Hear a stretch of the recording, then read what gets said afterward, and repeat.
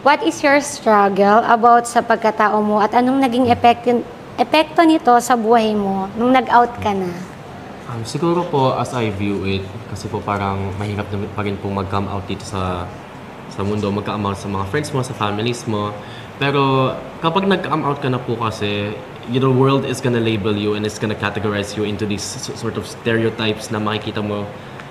Sometimes you just see it in movies, pero it also happens in real life. And these stereotypes, mala pa man na sinasabi nila, na kapag bakla, maingay, feminine, na mahilig sa makeup, tapos bakla-baklaan, maarte, ganon. Pero like, that's not the final category. Like, yun yung tingin sa amin ng general, ng parang majority. Pero hindi lahat ng mga kaparte sa community ko is gonna like land on one of those categories po. Kaya, mahirap lang po talagang mag-fit in sa stereotypes na yon. Kasi ako po, nung bata ako, I tried to fit in into those stereotypes na kailangan maging lalaki ka kasi yun yung mga gusto ngayon ng mga bading, mga bakla, yung preferences nila. And those preferences are, of course, they're valid preferences kasi sa kanila yon. We can't control what they think.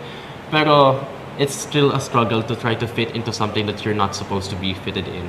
So yun po, yung struggle ko. Paano mo na-overcome yung struggles na yan? Ano yung mga ginawa mo?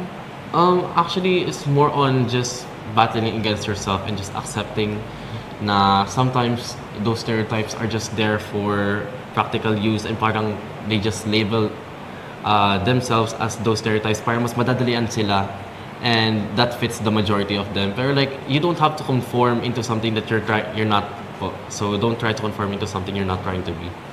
Okay.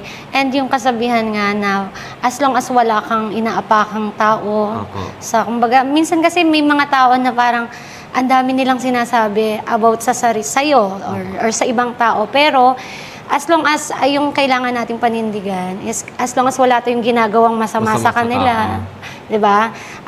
Tuloy lang tayo sa buhay. Kasi if nagpa-apekto tayo, doon tayo mahihirapan.